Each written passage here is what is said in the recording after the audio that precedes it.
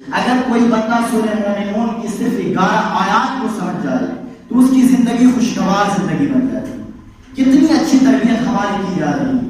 پہلے فرمایا اپنی نماز میں خشوع پیدا کر دے، پھر فرمایا وہ لغویات سے بچتے ہیں، بےہودہ قسم کی باتوں سے بچتے ہیں، پھر کیا فرمایا والذین هم للزکاۃ فاعلون، اور اپنے مالوں میں سے زکات ادا کرتے ہیں، پھر کیا فرمایا والذین هم لاماناتهم وعهدهم راعون، اور جب ان کے پاس امانتیں رکھی جاتی ہیں تو پھر امانت میں خیانت نہیں کرتے، اور جب وہ وعدہ کرتے ہیں عہدهم راعون، جب وہ وعدہ کرتے ہیں تو وعدہ خلافی نہیں کرتے۔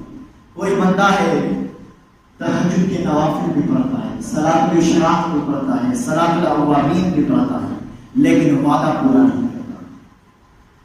میرے نبی کریم صلی اللہ علیہ وسلم کیا فرماتے ہیں وعدے کے بارے میں، امانت کے بارے میں؟ ذرا سنیں۔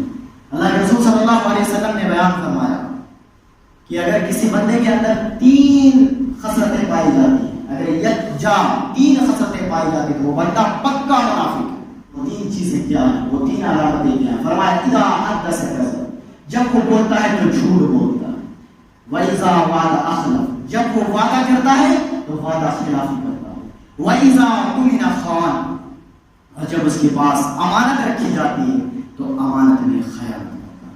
آج میں اور آپ دیکھیں اگر تینوں خصلتیں ہم میں اکٹھی جمع ہیں تو ہم پھر پکے منافق ہیں۔